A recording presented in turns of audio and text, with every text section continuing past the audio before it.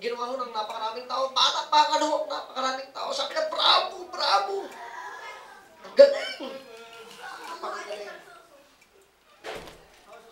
Tumingin po ulit siya doon sa taas sa magturo sa kanya.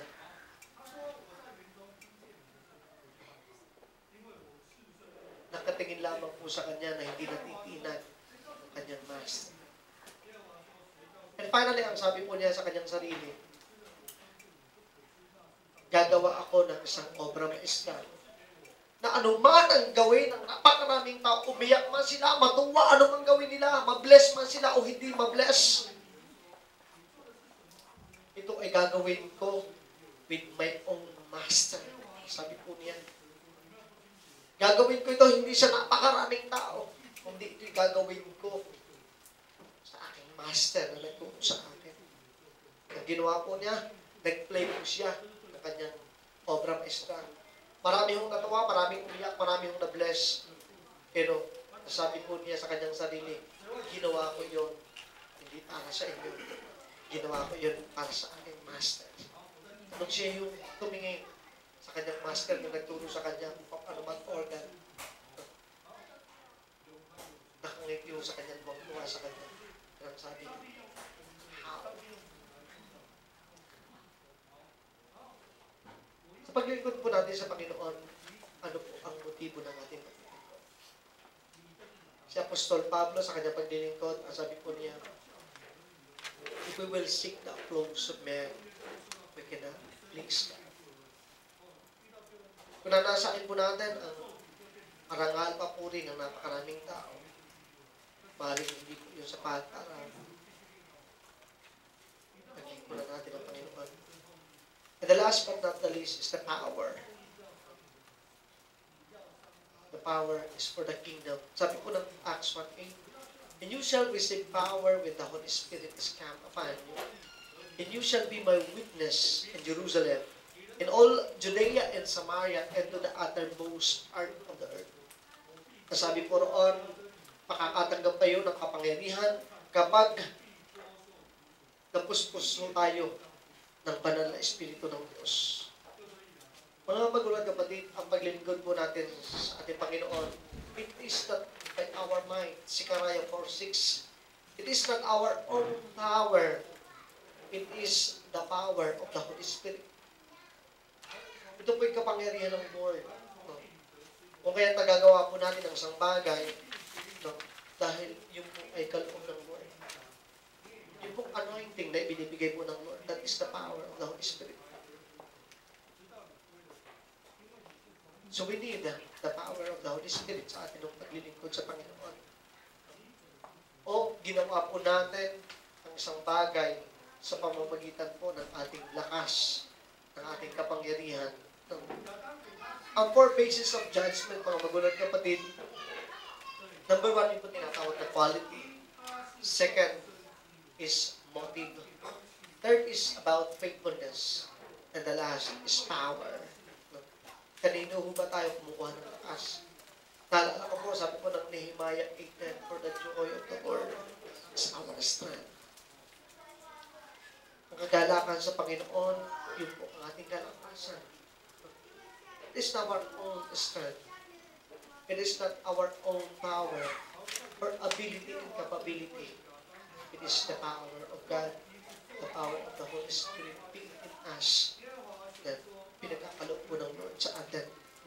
So yung pong apat na basis ng judgment ay binigay ko po ngayong umaga at ito po ang magiging reward ng bawat isa sa atin. The 5 grounds of reward given at this judgment. Number 1, bibilisan ko na po, just give me 4 minutes. Number 1 is the crown of life. Sabi po ng Revelation 2:10 and James 1:12, the crown of life. Ang crown of life po, mga magulang kapatid, ang makakatanggap po nito ay yung mga missionary. Missionary na naging tapat sa kanilang paglilingkod sa Panginoon.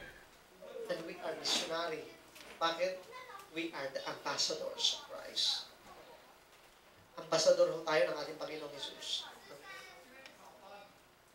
Ang tawag ho dito sa ating church, that is embassy, God's embassy. Kapag may mga problema, na spiritually ang mga tao sa malapit sa church. That is the embassy. Parang ng kapag may mga problema sa trabaho, sa mga ibang klase ng sa mga employer, pupunta po sa embassy. But the church is the God's embassy and we are the ambassadors of Christ. Amen po ba? Kasi marami yung nagpapakounsel, sino pa nagka-counsel? Bawat isa sa atin. May problema sa relationship, may problema sa kanyang spiritual life, ang tagal-tagal mo, born again ang kanyang mga mahal sa buhay, ano yung hinihingi ng advice sa isang sa atin. So that we are the ambassadors of Christ. So, tayo ho ang makakatanggap ng si Stephen ho sa Bible, si John the Baptist, yung po nangamatay, missionary. Si John the Baptist, pinupunta ng ulo. Si Stephen, yung pong mga missionary natin na pumupunta sa iba-ibang mga bansa, na nakaranas po ng napakaraming hirap at sakit. Alam mo nyo, mabuti pa nga tayo eh. Bakit? Kasi yung paglilingkod natin, wala pa po sa ganiti. Na kanila po naranasan. Sa kanila nakakaranas na tanggalan sila ng magutom, mapagod, mauhaw.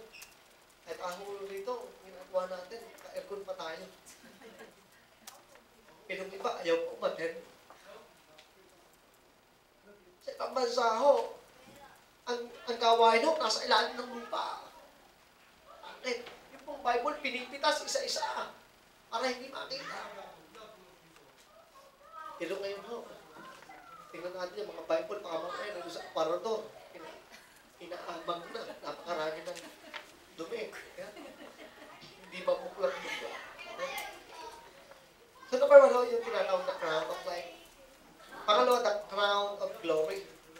1 Peter 5:4.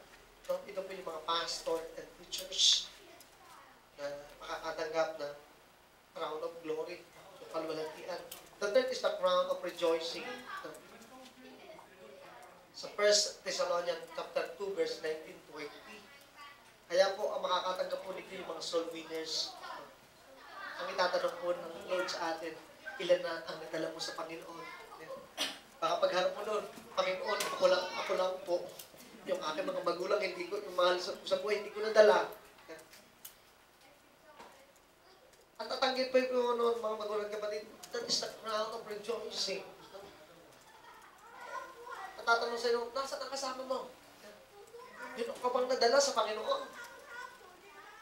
Kung ikay matagal na nakaupo dyan, hanggang sa dumating ang rapture, nakaupo ka pa rin. Ano bang ministry mo? Nung nasa naglilingkod sa Panginoon? Sitting ministry. Ayun. Wala akong tayong crown. And the fourth is the crown of righteousness. 2 Timothy 4:8. Yung pong mga pinaglaban ng katotohanan. And the five is the incorruptible crown. Sabi po ng 1 Corinthians chapter 9, verse 25. 2:21. No? Ito po mga magulang kapatid, yung incorruptible crown. Ito po ang matatanggap ng mga Kristiyan. No? 5 crowns matatanggap sa tinatawag pong Bema Judgment. Nagtanong ko po sa bawat isa sa atin as I close. Pagdating natin sa langit, ano kaya ang ating reward? Nag-i-expect ba tayo ng crown o step natin? O mas maganda pa yung maggawa na tayo ngayon ng crown na diking para pagdating natin doon, may dala tayong crown.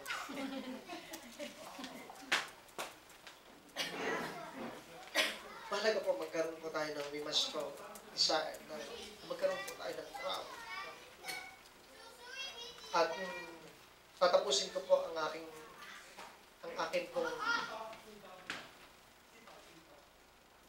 pong teaching sa isa pong illustration. Meron pong isang hari, isang napakayaman na tao. Isang napakayaman na tao, ang pangalan po ay si Don Pedro. Napakarami po niyang mga tauhan. Napakarami niyang mga alipin. At isa po sa kanyang alipin itong si Juan. So, Ang ginawa po ni Don Pedro minsan sa minsang araw, ang ginawa po niya, dumala po siya sa kanyang alipin na si Juan. Pagdating ho niya sa bahay niya, si Juan po ay kumakain, na bago kumain niya, nag-pray. Sabi po ni Don Pedro, "Oh, Juan, pambihira ka naman. Pati ba naman yung tuyo at saka yung mga dilis na kinakailangan pang ipag-pray bago kainin." Sabi ko ni Juan, sabi niya Don Pedro, sabi po ng Bible, "In everything, give thanks." Lahat po ng mga bagay, dapat na ipagpasalamat sa Panginoon. Ngunit galak na galak si Don Pedro sa kanyang alipin. And after a month, dumalaw po ulit siya sa kanyang alipin na si Juan. At nakita niya na lungkot na lungkot ang kanyang alipin. At nasabi po niya sa kanyang sarili, "Juan, mayroon ka bang problema?" Sabi ni Don Pedro. Sabi na, "Don Pedro, mayroon po ako masamang panaginip." Sabi po niya, "Mayroon po isang taong mayaman na mamamatay." Sabi po ni Don Pedro, "Huwag kang magbiro ng ganyan, sapagkat hindi ako mamamatay," sabi ni Don Pedro. Pagkatapos po, mga patuloy kapatid, dali-dali umalis ang si Don Pedro at tinawag yung kanyang mga doktor, yung mga nurse, para sa buong magdamag ay nakabibig siya para tingnan yung kanyang normal, yung kanyang dugo, yung lahat ng kanyang katawan. Alam mo niyo, mag-umaga, tuwang-tuwa po siya. Parang sabi po niya, "Salamat, hindi na tuloy yung panaginip ni Juan." Sabi po niya ngayon. Pero pagbukas mo niya ng bintana, nakita po niya yung kanyang alipin, patakbong lumalapit sa kanya. Kaya sabi po sa kanya, Don Pedro, masama ang balita. Si Juan po ay patay na." Ano po yung nalungkot si Don Pedro? Sabi po niya sa kanyang sarili, tama yung panaginip ni Juan.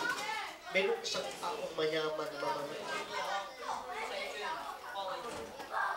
Si Juan po ay sa lahat sa material na bagay, sa lahat sa salapi, sa lahat sa karamihan. Pero mayaman po siya sa kaharian ng Diyos. Amen. Hindi po bang tayo